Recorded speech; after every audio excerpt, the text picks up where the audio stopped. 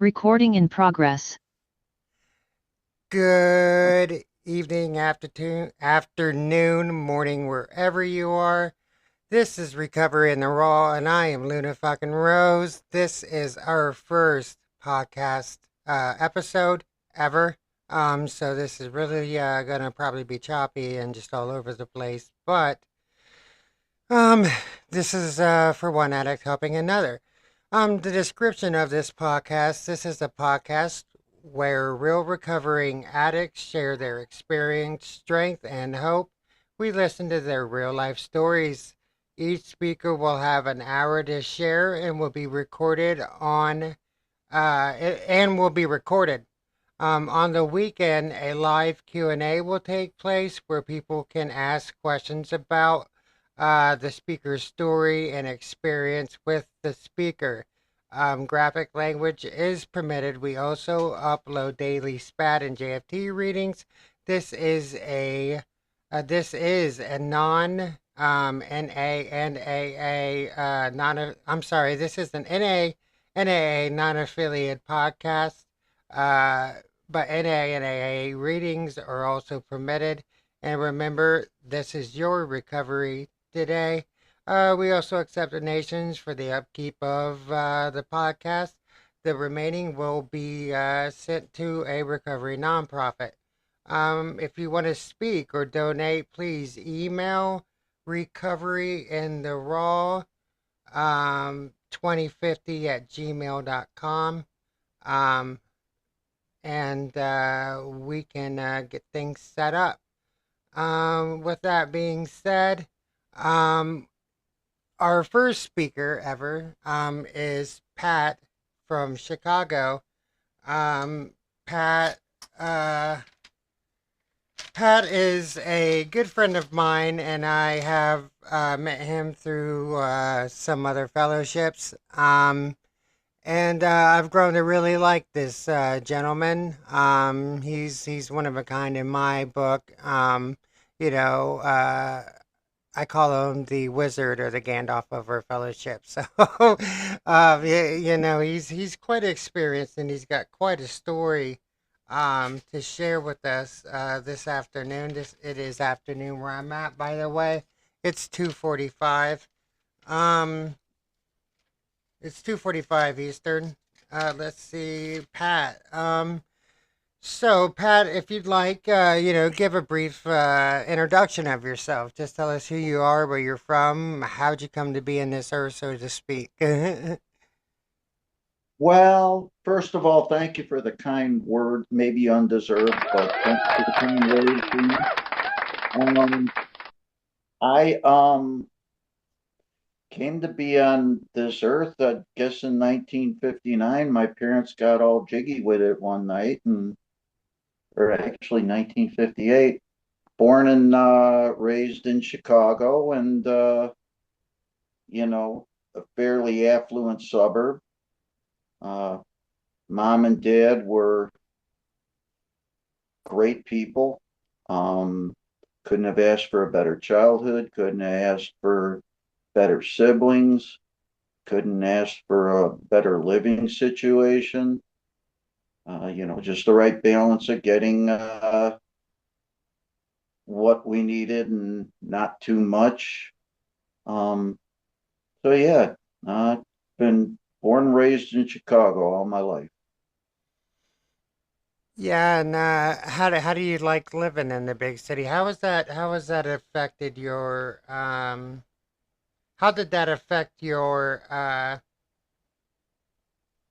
start of addiction? So you told me a while ago that you started around 14 years of age. Is being in the city, did that play an impact on your using, you think? I was really more when I say Chicago, it's western. I was raised in a western suburb of Chicago, pretty affluent.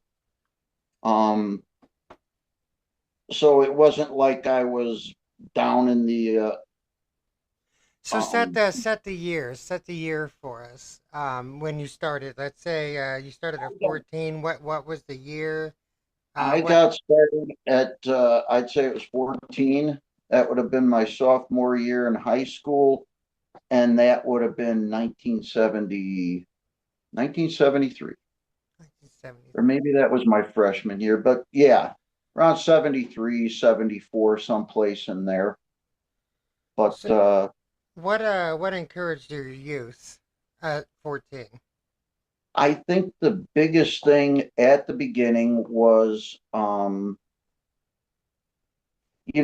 13 or 14 is when you're making the transition from childhood to adulthood. It's a very stressful, angst ridden. You don't really know what you are or what you want to be. Not Puberty, your only, balls are getting ready to drop. well, they're on their way or halfway down or whatever you want to say. Yeah. But yeah, you don't know it, like you said, you don't know what you are yet. Um, and you're looking for a place to fit in. I do remember like hanging out with a group of people, and the cool people used to go skating off into the garage, and I was like, what was going on? And they're out there, smoking pot or doing whatever. And I remember going out there with them, and they're like, oh, you can't do this. And that kind of spurs you on to want to be accepted, which is a big thing when you're a kid, you know. Yeah, And so I basically was going to your say main I kind of wanted to be accepted, maybe in the wrong way, but that's being a kid, right? yeah, we Yeah. all know that feeling. So you started with like marijuana and alcohol and stuff like that. Did it ever pick up more as you got older? Oh yeah, picked up. I'd say that it followed the usual trajectory, or a trajectory I hear about a lot when I talk to other addicts. Um, Started off wanting to fit in, doing some of the things, marijuana. There are a couple other things floating around, speed and that kind of thing. Alcohol came in. When I got out of high school, I kind of started playing music with a bunch of guys, and they were really into the old beer drinking and alcohol. And, you're trying to pretend you're a musician. That's one of the things. You got to be a big party animal. And it just picked up to the point where it wasn't to fit in anymore. It was, and Now, it just kept snowballing.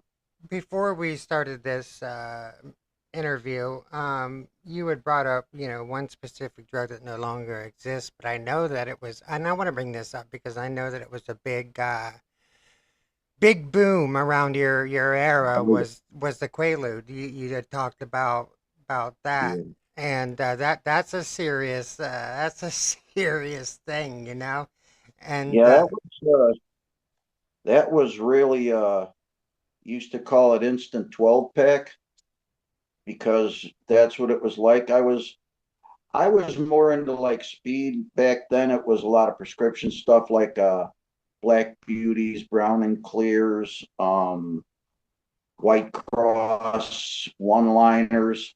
Anybody who's close to my vintage will probably understand what I'm talking about that.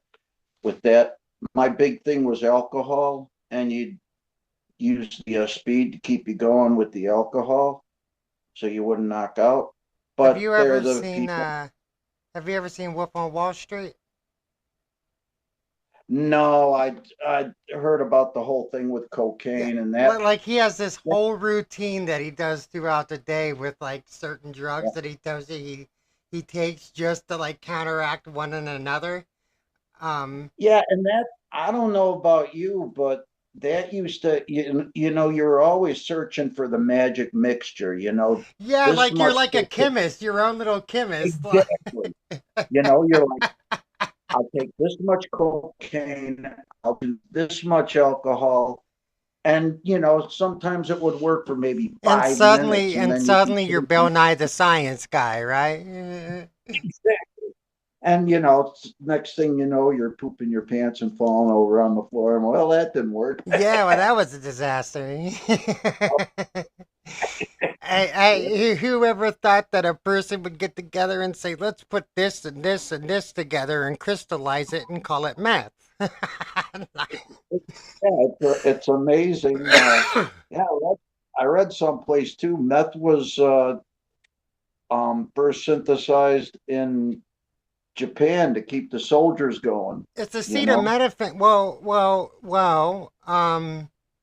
It's acetaminophen, is what they put in it, and then they mix it with cleaning supplies and a whole bunch of other stuff, cough syrup, and whatever. that's one road I never went down, thank God, because from I did bad enough with all the stuff I was doing, but yeah, like you said, I'll do this much of this and this much that, and everything will be fine. But I started getting into the opiates, and the only good thing that ever did for me is it cured me all the rest of that. Because once I got on that, that was for a year or two, that was like, oh, I found the perfect thing. And then of course you start to spiral downward. You know, Yeah, because you realize, whoops. yeah, this ain't um, working the way it used to. so,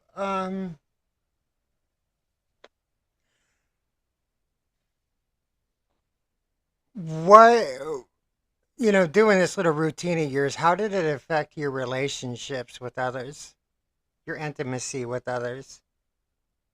Well, if we're talking about intimacy, just about any of that stuff makes intimacy impossible, you know. Um,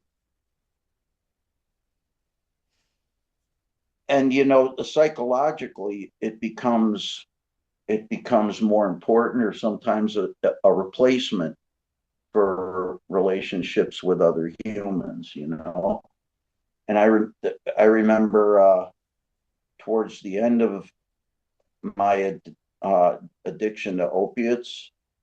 Um, my wife is the most important best person I've ever met. Great person, but she'd come out and want to talk about something, um, want to, do what married couples do, work something out. And I would just be sitting there going like, will you shut up so I can go downstairs into the bathroom and shoot up, because that was my real friend. So, Um, question then, do you think it's, well, I know the answer to this myself, but do you think it's possible to fall in love with a drug like you would a person? in a lot of ways, I've talked about this with my wife. I love my guitars. I love my books. I love my cats. I love these shoes I got on. I love my wife. It's all different things. Um, so no, I don't know if you can exactly like a human being falling in love with another human being. There's so many aspects But to you grow an attachment to it then. you grow an attachment, and you definitely, I think, at least me, you become emotionally and psychologically dependent on it, which is a lot like being in love with somebody. Um, and then, there's the physical aspect of it. The difference being, of course, I've been with my wife for 30 years. I've never built a tolerance to her. There you do have your ups and downs, but as you go along, especially with what I was doing, I was doing some pretty heavy duty shit. You build a tolerance, and the next thing you know, you're not getting any kind of emotional or psychological rewards. You're just keeping yourself from being sick, you know? And that's when it starts to be more of an enemy and more of a burden than a friend, let's say, or a lover or whatever, you know? It, it just, after a while, it just got to be this huge, ugly burden. For me, like I had never loved a drug like I did crack, and uh, for me, like I wasn't in love, but I loved it, and to me, it's kind of like a ex, a toxic ex that you're not supposed to be around, but when you're around, you have a hell of a time. But ultimately, it ends in disaster. So, like that's kind of Yeah. like mine for me. Oh yeah, like that's so true. It's like gonna look back on relationships I had where at the time it was great, but you look back on it in retrospect and you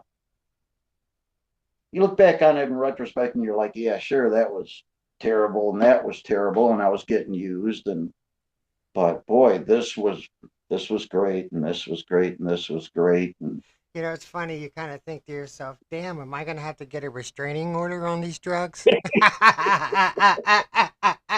yeah, and and yeah, that's the difference though to me with the drugs too is it got to the point where I had so many terrible um experiences. Um I've always been prone to depression and I remember when I first started using the opiates and the opiates were the biggest thing. It was almost like this is great. There's hardly no hangover like I had with um alcohol.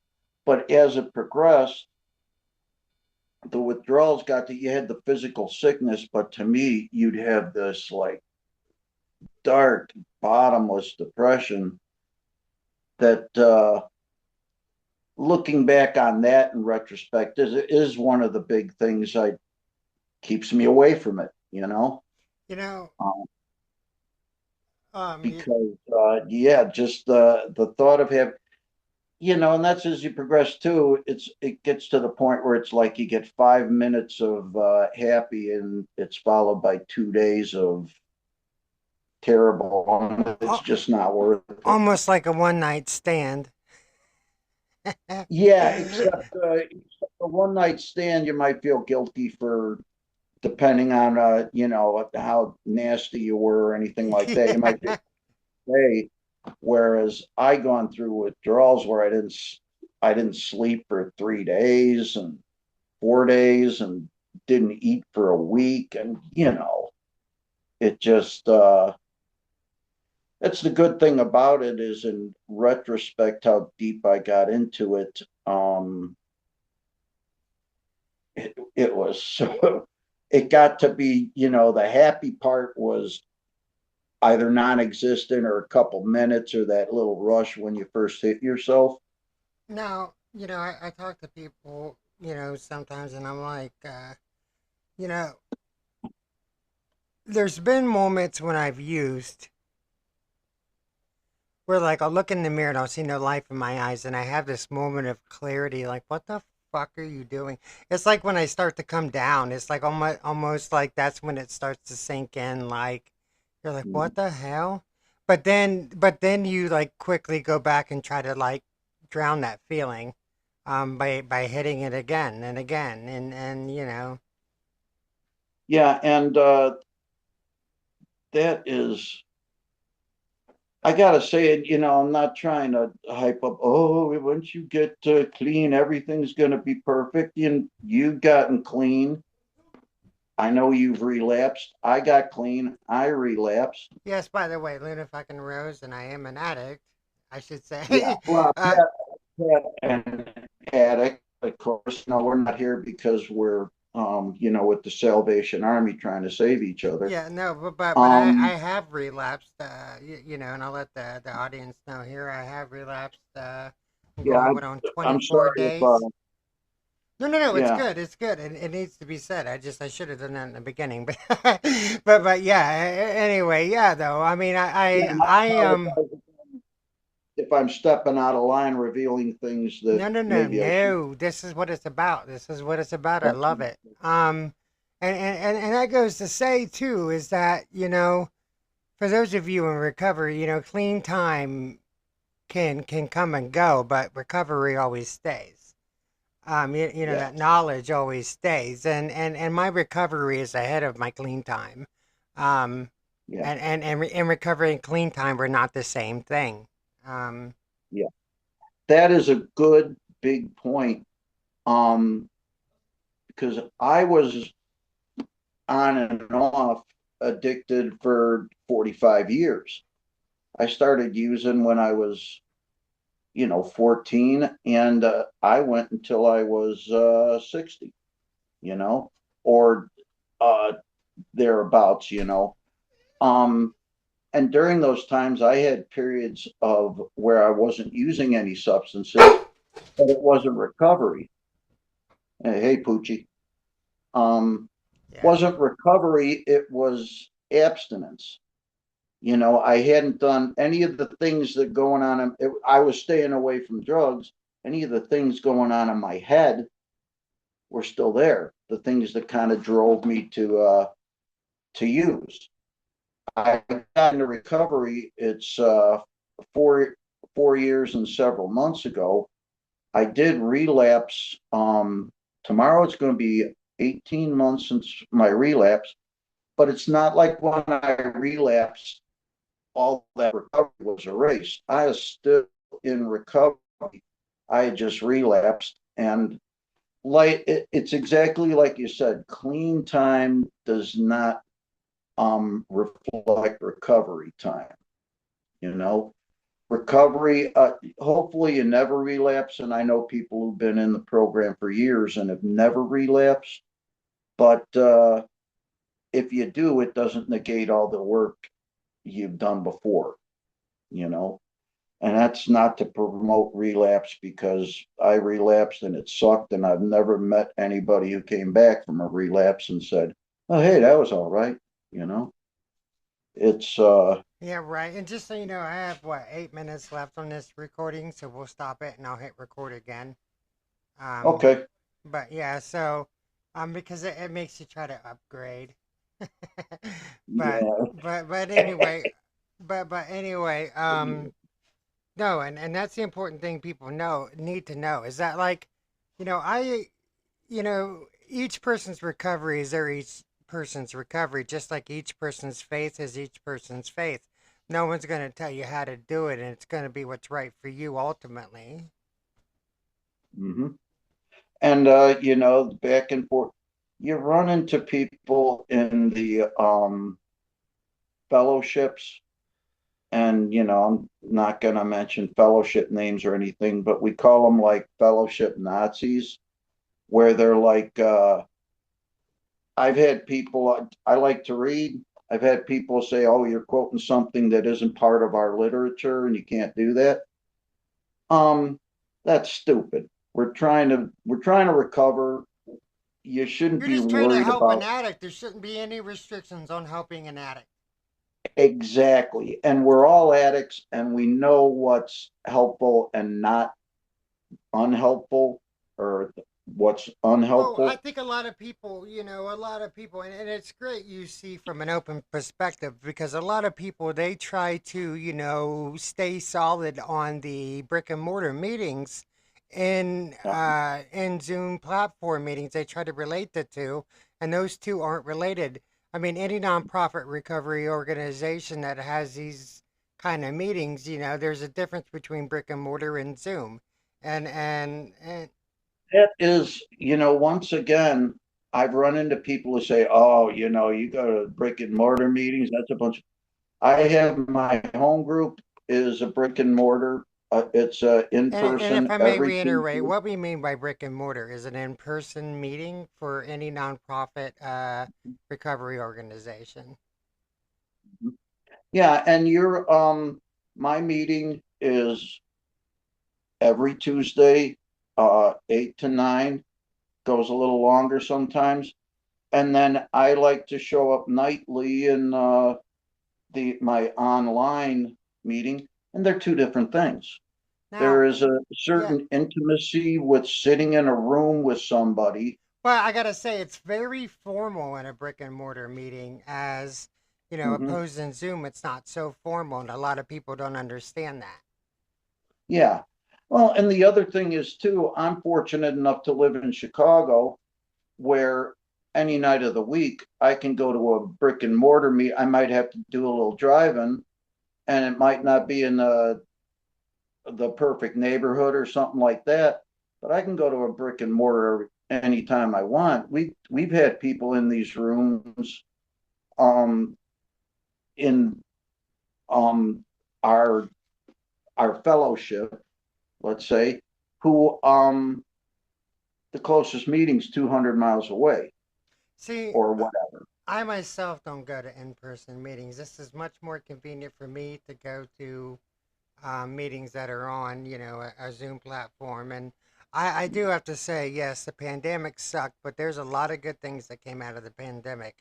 Also, Mm-hmm. there are also a lot of addicts that came out of the pandemic. You know what Yeah, I mean? There's a you're lot of stuck good and in a your lot of house. bad that comes out of something like that. You know what I mean? Damn straight.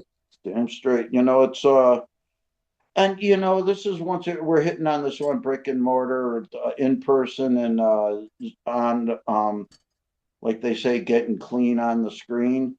Um, just one aspect of what we brought up. It's not important whether you're going to in person or on screen. What's important is you're addressing your problem and what you find to address your problem, and that you're not playing around kidding yourself that I'm doing. I run into a lot of people who are like zonked out of their heads and go, "Oh, this is a prescription." Well, are you taking it the way you got? People play little head games so they can get around things. Yeah, The my thing important is thing, this. My thing is this, and people may argue this, but the drug of choice is not the disease. The addiction is the disease. That's the issue. You know what I mean? exactly. It's whatever you abuse more than anything else, I think. You know what I mean? If you put your focus on some That's a, that is another excellent point, and you'll hear this in my fellowship all the time, the one I chose. And I know people who go to a couple different fellowships, but it's not the drugs, it's the way your mind works. We have a person who our fellowship nightly, and he will say, "Thank you with helping me with the way I think." It's not that I've experienced getting clean and having my addiction shift to whatever, being online watching cats play piano for 5 hours, eating food to the point where I'm ready to throw up. You know, it's it's whatever it's you not just abuse. what's that? It's It's whatever you whatever, and we're addicts. You know whether you're abusing something to or you're get not. high or Yeah. whether you're. I do take a prescribed antidepressant. Well, if a doctor It's one of the prescribes major. you something and you're taking it as needed, Yeah, yeah. and that's the other. You'll run into people methadone or Suboxone. other medically assisted treatments for withdrawal. And I've had people excoriate those people, and I've heard and known people who ended up dying because somebody told them that they weren't clean. They went off whatever they were prescribed, took them back to their old DOC, and you know, um, whether you're abusing something or whether you're trying to get yourself healthy. And you know what the difference between healthy and unhealthy is when it comes to this. If your doctor is prescribing you something for pain and you're taking 5 times as much as you're supposed to, That's abusing something. that's abusing something, you Now, know? you know what I tell people, and I got about 1 minute left before we have to Okay. stop this for a second. But what I tell people is a gun is a gun when it's laying on the table. It's just a gun. Mm-hmm. When we go to pick it up is when it becomes the fucking problem. Exactly. And, not to endorse the NRA or anything like that, But because it's just a solid point. it's a solid point. Gun is laying on a hatchet can be something that splits wood or splits your skull. It depends on what you're doing with it. All right, I'm going to You go ahead and know. stop real quick. Uh, Hi, we are back again, and I am Luna fucking Rose. We had to take a little break here because I ran out of time. But we're back, and the last thing we were talking about is, a gun is a gun. If it's laying on the table, it's only when we pick it up that it becomes the problem. And that's kind of the same that we were talking about with drug of choice, or whatever it is that you decide to use, that it only becomes a problem when we pick it up and we pick it up way too much. you know? yes, exactly. And that's a pretty good analogy. Unlike a lot of people, I never really was using. At the end, I never really was using street drugs. Um, my I worked as a nurse, which gave me access to a lot of different opiates. Um, and obviously, for people with pain, morphine, Dilaudid, uh, hydrocodone, all those OxyContin serve a purpose if they're used properly. Um, But just like a gun.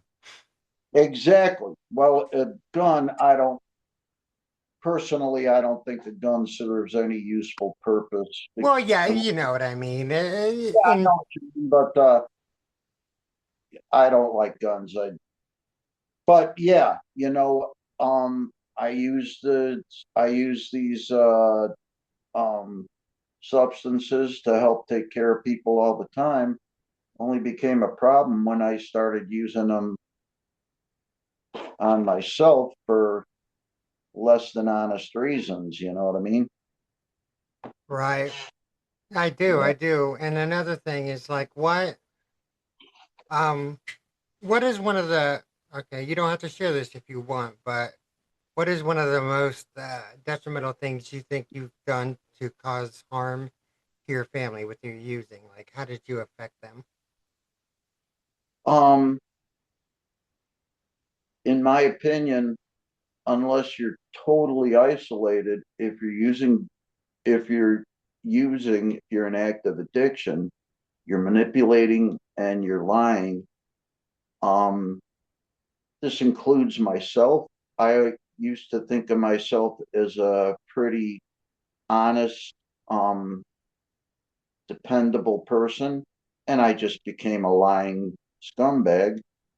And the main person that I did that to was my wife, and I shattered a trust that we had in each other that to me was very important to our relationship. Um, because I lied to her on a daily basis in terrible ways. Isn't that what we do though? Isn't that what we do? That is what we do when you're active. If I And may, like if I I would, may oh, yeah, go sorry. ahead. Yeah, no, when I recently relapsed, it just triggered me to the point to where you said that. Because recently I just had a reminder of how bad it affected my girlfriend that I relapsed. She wanted to tear me apart when I got in that car. And I told her, I said, look, I know you want to tear me apart, but that's not what I need right now. I need your comfort more than anything because I was losing my shit. And she switched. She did switch. But I mean, it's good to have a partner like that because not everyone is the same. But like, when we use it does cause someone pain, whether we like it or not. You know what I mean? And that's a people always say, oh, well, I'm only doing it for self. I'm reading this book right now called Fluke, and it is about how little tiny change, the whole, if you left the if you left 1 minute earlier or later in the morning, you would have been in a deadly accident or you would have Shoulda, woulda, avoided coulda. something. Yeah, yeah, yeah. Yeah, shoulda, woulda, coulda. But yeah, the whole point of this book that I'm trying to make is our lives are inexorably intertwined with other people that we know and that we don't Oh, know. And yeah. Well, yeah, you brought up a good point, and 9/11's a good point of that. Yeah, yeah. yeah, yeah, Um, yeah, and it's funny you brought that up because it's one of the things they talk about in the book where, without going into it in depth, a couple of these two people were going to a meeting in the Twin Towers. One guy had forgotten something back at his apartment and went to go get it. And the other woman went to the meeting. She died. He didn't because these little tiny things. But our lives are intertwined with so many people. Well, you know And why that is. You know why that is because universally we're all connected. You know what I yeah, mean? As we've spoke before, I believe to me the universe in itself is conscious, and that's my higher power. But that would be how we would all be intertwined, is because we're all connected to that same source energy, as a friend of mine would say. Eh. what has freaked me out throughout this thing, Luna, is how much we think the same. My basic religion is pantheism, and What all that comes is, down to rationalism.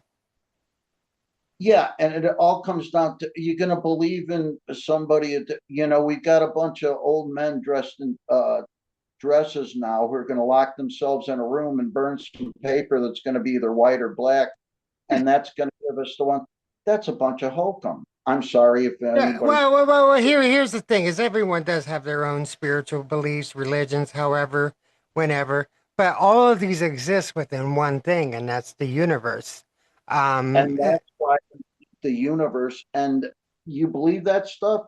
We were made in the image of God. Well, the universe made us. I think the universe is conscious also. If you believe that we were made in the image of God, well, we well, were. then it exists. Yes, exactly. Because if you get a group of people to believe in one, there was this thing that I saw where these kids had like believed so much in Slenderman that they fucking manifested him, I and read, and you know what? I'll send you the title of the book. They one of them, of course, ended up um being diagnosed with schizophrenia, which is unfortunate. But you know what? They believe so much in it. They ended up trying to kill and almost did kill one of their friends because they thought that Slender Man would accept them in his mansion. And they did this, thought she was dead, and they went off walking to where Slender Man was. You people can believe in all. Look at the Manson cult. there was like this thing that was caught on like paranormal or whatever, where these kids actually did manifest it, and you can see this thing, and it's like it's running towards them, and it's like they created it, like Yeah, that. well, it's the whole tide. Boy, yeah, we better have another 2 hours if we're going to go Well, down this. right, but I'm just saying that's how again we're all intertwined. As one thing goes to another, to another, to another. And you can feel things. I used to be a big baseball fan. I'm not into it anymore.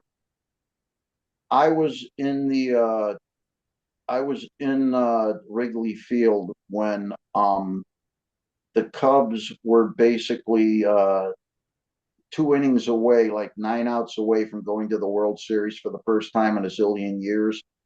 The Is only that with reason I Sammy bring Sosa? Yeah, it was Sammy Sosa, and it was the Bartman gang.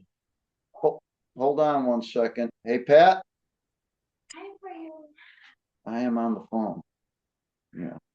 Okay, sorry about that. It was my wife telling me I gotta go take a nap. Um, but yeah, it was the Bartman game, and the reason I bring it up is you could feel it's one of the times where you could palpably feel the positive energy coming off of 40,000 people in close proximity. And to be like an empath too, to feel something like that, like because empaths feel energies. So, you Yeah, know, it's and we are connected. There's once again I'll start diving into stuff I've read about well, physics well, and well. this kind Again, of stuff. we'll get back on track here. But like, the thing is that like all that energy was created in one place. And that's the same the way with like the fellowship works, whether it's in person or Zoom meetings, that energy still exists. Why? Because we're still all connected. You know what I mean? And just like even if, you know, a lot of people may not think so, but my recent relapse may have affected you in a sense to where like, oh, well, she relapsed for me. You know what I mean? It So, may also affect I was in the meetings and I was like, where's Luna? She's never there. And then you find out where Luna's at, and you're like, it affects you emotionally. You're somebody I know and that I've grown to care about, and brings you down. Somebody who's maybe a little weaker might go, well, if and you're she feeling did that just through a Zoom platform. And that's great. That's how we're connected. And no addict is greater or lesser than the other. no. And that's the other good thing I like about getting together with a bunch of addicts, and especially the fellowship we're in. I know that some people have a hard time remembering this spirit, but whether you're a guy who digs ditches or you're president of, you know, Google or whatever, you go into that meeting and you're all the same and you're all on the Well, same addiction's just like bed bugs. They're not picky. exactly. And I've had, I'm sitting here with you talking to you over this. I'm looking at a little picture on a little device like this, and you keep saying things that have been in my head forever, you know? um there is a certain way that an addict brain works where you get with a bunch of addicts, and it's comforting to know that you're not the only one who has Well, thought that. again, and in a church, a kid might have an awakening to where this isn't right for me. Yeah, you know what I mean? And the kid might leave the church, but you're gonna have all different kinds of people in church, just like you have all different kinds of people in the fellowship that believe one way or another. You have the people who, believe in the 1953 version of, nonprofit organizations and anything or And yeah, I go to church with my wife. I won't get into what it is, but I don't agree. I don't have her beliefs, but I'm sitting focused on my own spirituality and what my beliefs are with a bunch of different people who have the same thing in mind. It's a positive experience, just like sitting with a bunch of addicts and talking about what whatever your path is to find your happiness and to get away from your addiction. um doesn't matter as much as we're all working towards that same goal, and yeah, that goal is very important with each of us.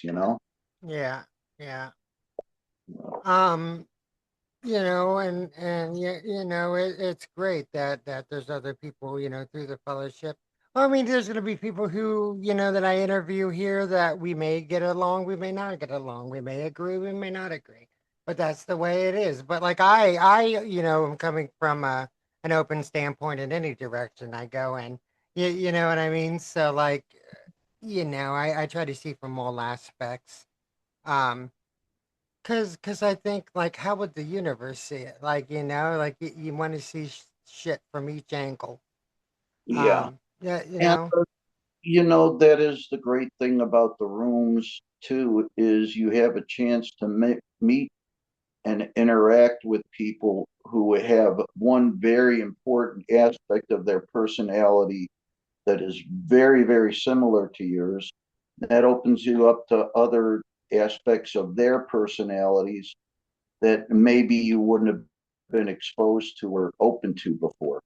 right, Because you find that you have this person who you never thought you'd have something in common with. You find out that you have something very basic in common with them, and because of that, it opens you up to maybe understanding some of the things you didn't understand before you came into the room.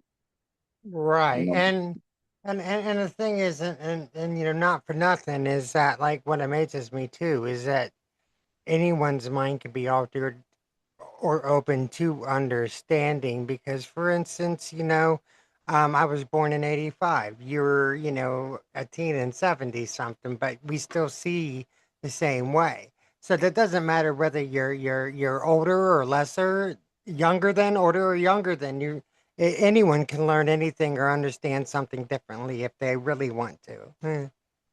and that is something that I've gone into. I've gone into my fellowship, and people who are totally different than I am, you know, teenagers. Well, you'll have the literature thumpers as you do Bible thumpers. Yeah, Exactly. But people who are so different than me, and we have this basic thing in common, which gives you this connection that you can choose to exploit or to. I find it a great connection to exploit and deepen your understanding of people who might be a little bit different than you. You know. Um. Okay, well, wrapping this up, I've had a great conversation with you. I think that, this offers a lot of input and questions that may arise too. So again, maybe, the weekend or the following week, and probably following weekend, so I could get everything together. We'll probably have like a Q&A. That way, nothing's like back to back. So like, we'll interview, I'll, upload all this, and then we'll do a Q&A. But I really liked how this turned out. And in ending, I would like to know if there's one thing that you could say to anyone in recovery, what would it be right now? Like if you had to say something to them right now. Yeah. The one thing I'd say is I I did addiction actively for 45 years. I tried every combination, everything you could possibly do. The bottom line is you might think you're improving yourself or making things better with whatever substance you're putting in your body. It does not work. Whatever way you can find to get away from it, that's the thing you want to do, because take So it is it from safe to someone. say that the only way to accomplish any kind of satisfaction and feeling is to face your feelings? That's a good way to put it. You know, you gotta, you can't alter what's in here to make it easier to. Took 2 billion years for this thing to Because after we do say that, the feelings are still going to be there. exactly. And the ones you're trying to escape will probably be worse. Yeah, You know, yeah. And well, you'll never I guess that the spirit of Nancy Reagan, who was being, but in the spirit of Nancy Reagan, they just don't drugs. They don't work. They'll fail you and they'll kick you in the pants while you do it. So yeah. yeah. How's that? Huh? Yeah, no, I thank you I very said, much. how's that? That was great. That was awesome. And I thank you very much for your time. We love you and we appreciate you. Let's hear it for Pat.